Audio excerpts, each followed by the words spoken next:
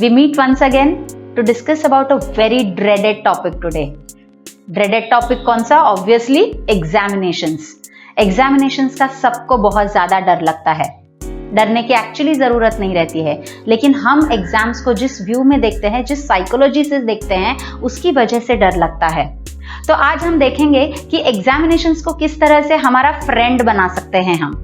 उसके बारे में उसकी सोच बदलनी है, हमारी सोच बदलनी है एग्जाम्स के बारे में. ओके, तो उसके लिए आई वुड से कि हमको ये 5 क्वेश्चंस पूछने हैं. Why, where, when, how and which. ये क्वेश्चंस एग्जाम्स के बारे में पूछेंगे और उनका आंसर जब आपको मिलेगा आप खुद ही जान जाओगे कि ये एग्जामिनेशन आपका एक्चुअल फ्रेंड बन सकता है और आप में बहुत सारा इंप्रूवमेंट लाने के लिए एग्जाम है.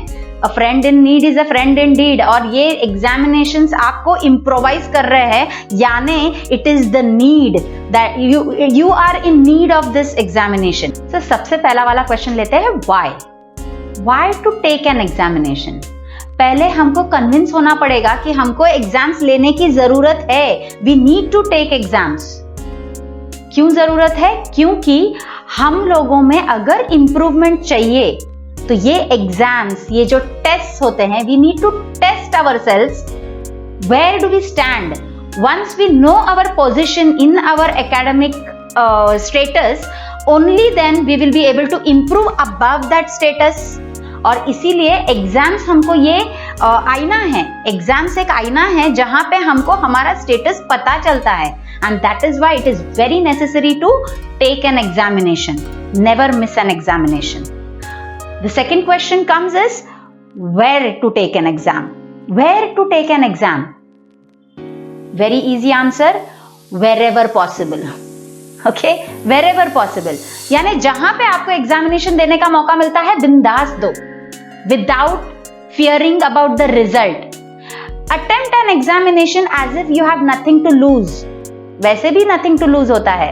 कोई भी एग्जामिनेशन के बाद आपको डेथ सेंटेंस नहीं मिलता है. और बहुत ज्यादा अच्छा किया तो आपके लेवल पे एज अ स्टूडेंट लेवल कोई भी नोबेल प्राइज नहीं मिलने वाला है. सो examinations are going to just give you an idea. तो wherever possible keep giving the exams. और हर एग्जाम में अगर एक भी चीज अच्छे से समझ में आती है and you have evolved by that one thing, one improvement in you in every exam that you are attempting, just imagine after a few exams you will be a totally evolved person. Look at that, think about it. Okay, so the third question we need to ask ourselves about the examination is when to take an exam. When to take an exam? Anytime. जब भी आपका ऐसा लगता है थोड़ा सा preparation मैंने किया हुआ है, दे दो एग्जाम. देखो, the examination may be your board exam, it may be your school exam, it may be a simple test given in your classes. कोई भी प्रकार का टेस्ट हो या एग्जामिनेशन हो, they are going to help you in some way or the other. Even the smallest of help, even the smallest of improvement that is possible due to this exam is going to improve you and help you to evolve. So whenever possible, give the exam. Whenever you feel that you have attempted the studies properly, कोई भी class attend करके आए और ऐसा लगा कि हाँ ma'am ने तो अच्छा सिखा दिया था, मुझे सब समझ में आ गया. आपको कैसे समझेगा? गिव एन एग्जाम एंड सी. एक टेस्ट दे दो, देख लो कितने करेक्ट आंसर्स आ रहे हैं. बिना किसी प्रिपरेशन के भी अगर बहुत सारे करेक्ट आंसर्स आए, मतलब आपने अच्छे से प्रिपेयर किया हुआ है. और अगर नहीं आ रहे हैं, यानी आप में कहीं ना कहीं कुछ ना कुछ कमी हो रही है अंडरस्टैंडिंग के अंदर, जिसकी वजह से आप उस कंसेप्ट को अटेम्प्ट नहीं कर पा रहे हो, अप्लाई नहीं कर पा रहे हो. Right?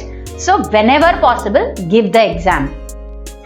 Then coming to a very important question, how to give an exam. बहुत इंपॉर्टेंट है ये, क्योंकि एग्जामिनेशंस जब हम देते हैं ना, सबसे पहले तो हाथ पैर ठंडे पड़ जाते हैं. वो नहीं होना चाहिए. और ये हाथ पैर ठंडे पड़ना यानी there are certain stress hormones being released in you, वो नहीं होना चाहिए. अगर वो नहीं होता है, वो कब नहीं होगा? जब आप एग्जामिनेशंस को एक डेमन की तरह नहीं देखते हो, एक हवे की तरह नहीं देखते हो. सो think as a friend. You are confronting your friend and that friend is going to tell you कि तुम्हारा स्टेटस क्या है. So you attempt in that way. How to attempt an examination? So attempt in a very free mind. बिना डरे examination को देना है.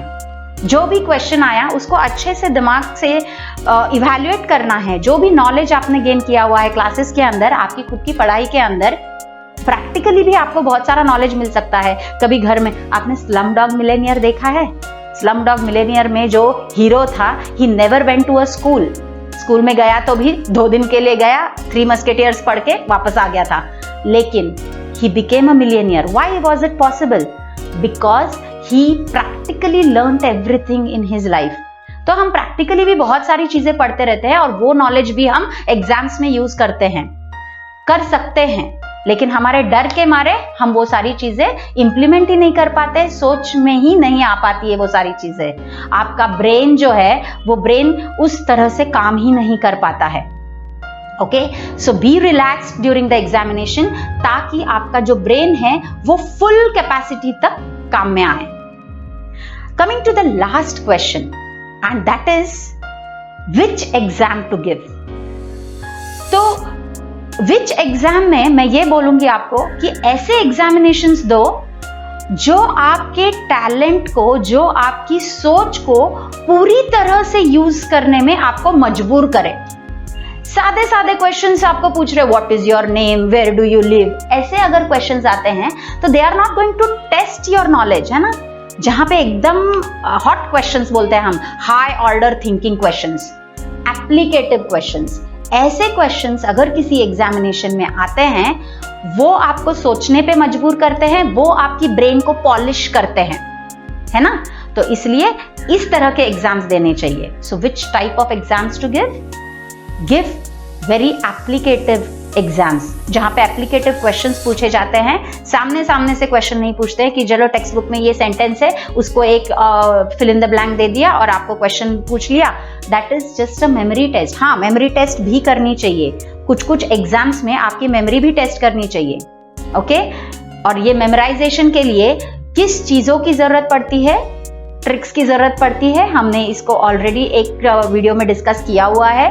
How to remember the things, when we have to remember them, when we have to memorise them, तब memorise करो.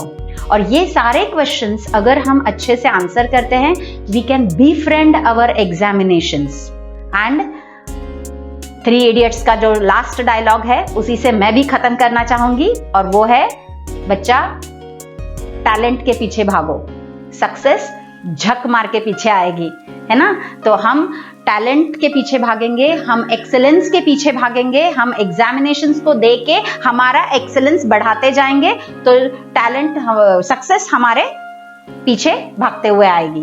Okay, so with that positive note, I think you will be ready for confronting any kind of examinations anytime, anywhere. Okay, thank you.